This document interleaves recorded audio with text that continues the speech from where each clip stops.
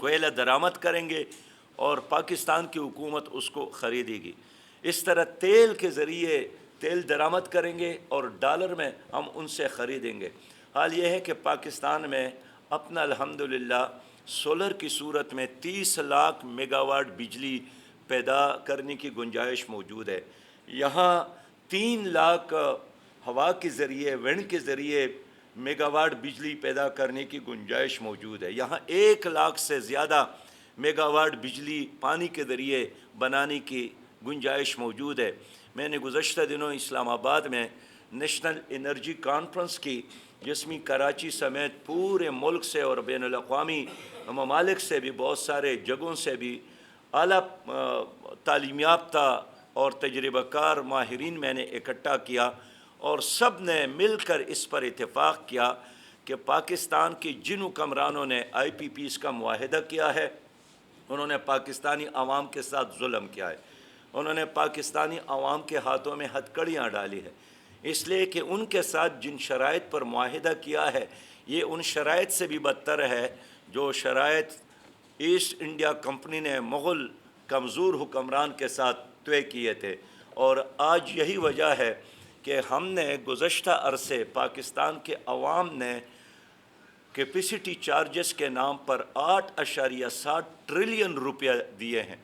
لیکن اس کے باوجود بھی وہ ہم سے مزید مانگنے کا مطالبہ کر رہے ہیں، مزید مانگ رہے ہیں، اور حکومت ہے کہ ہر مہینے بجلی کی قیمتوں میں اضافہ کر رہی ہے۔ اس حکومت نے 14 اگست کو حلف اٹھایا، وزیر اعظم پاکستان نگران وزیر اعظم نے، اور 15 تاریخ کو انہوں نے بجلی کی قیمتوں میں اضافہ کیا، اور مسلسل پٹرول کی قیمتوں میں اضافہ کیا، اور ڈیزل کی قیمتوں میں اضافہ کیا، اور آج تک مسلسل آج بھی یہ خبر ہے کہ تجویز یہی ہے نپرا میں کہ بجلی کے ریٹ میں قیمتوں میں مزید اضافہ کیا جائے، اور فی یونٹ بجلی کی قیمت میں فی یونٹ 75 روپیہ تک اس کو بڑھایا جائے۔ آخر کب تک ہم برداشت کریں گے؟ اس لیے جماعت اسلامی نے پورے ملک میں اس ظلم کے خلاف احتجاج شروع کی ہے کہ یہ آئی پی پیز کے ساتھ معاہدے ہماری ضرورت نہیں ہے، یہ مافیاز کی ضرورت ہے۔ لیکن کسی حکومت نے اس پر اس لیے ہاتھ نہیں ڈالا کہ آئی پی پیز جس میں سے اکثریت پاکستان کے ہیں، اور یہ اس مافیا سے تعلق رکھتے ہیں جس پر ہاتھ ڈالنا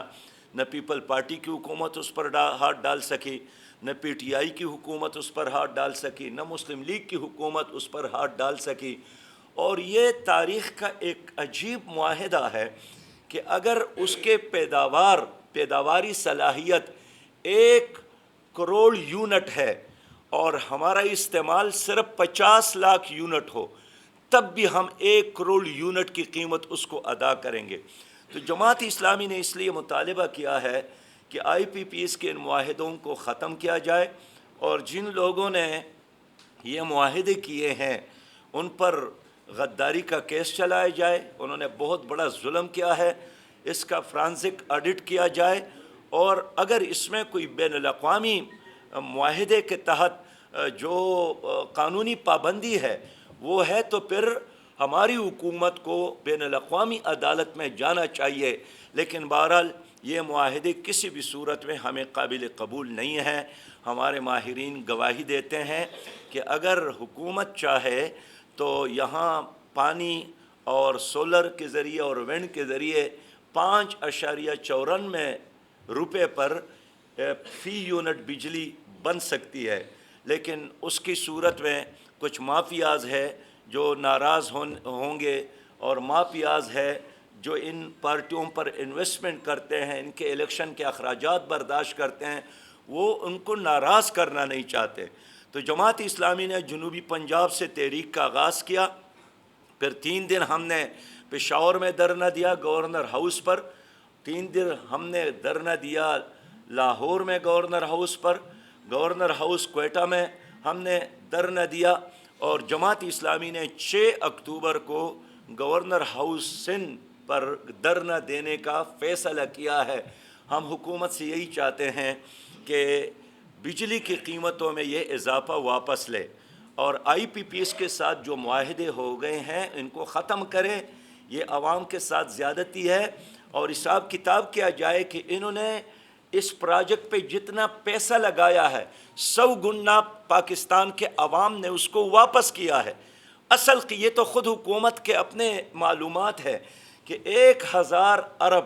اگر بجلی کی اصل قیمت ہے تو 2000 ارب ہم کیپیسٹی چارجز میں دے رہے۔ اس کے ساتھ آپ دیکھیے کہ 500 ارب روپیہ پاکستانی عوام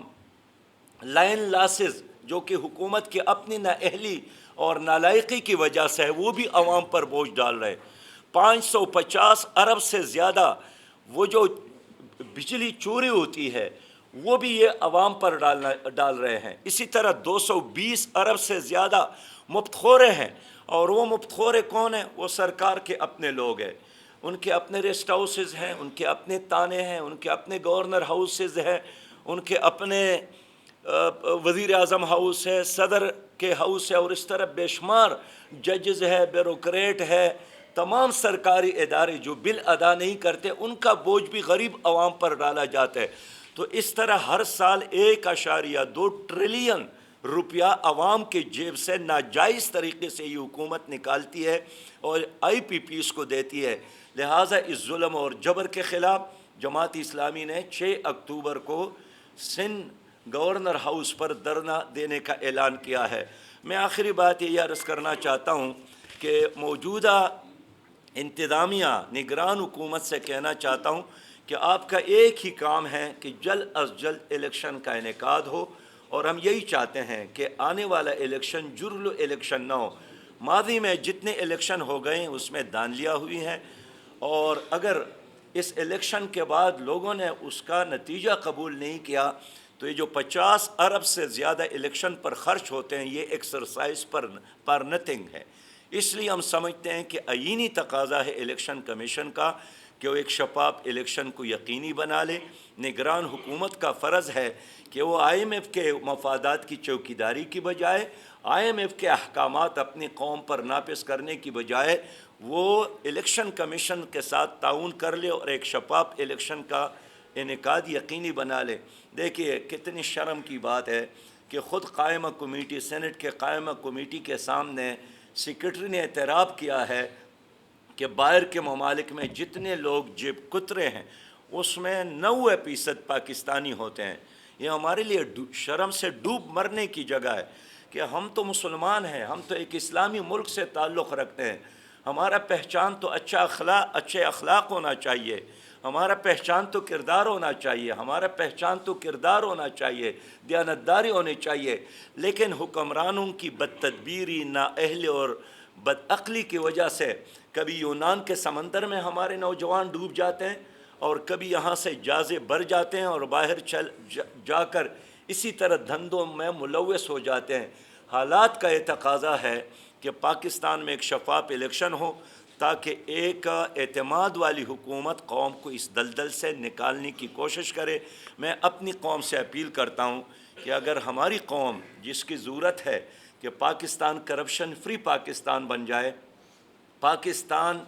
ایک تعلیم کی طرف بڑھنے والا پاکستان بن جائے، ترقی یافتہ پاکستان بن جائے، کلین پاکستان بن جائے، گرین پاکستان بن جائے، تو ایک ہی راستہ ہے کہ یہاں آئین کی حکمرانی ہو اور یہاں قرآن اور سنت کی حکمرانی ہو۔ جماعت اسلامی اس ملک میں آئین کی حکمرانی اور قرآن اور سنت کی حکمرانی کے لیے جدوجہد کر رہی ہے۔ ہماری اس جدوجہد کا محور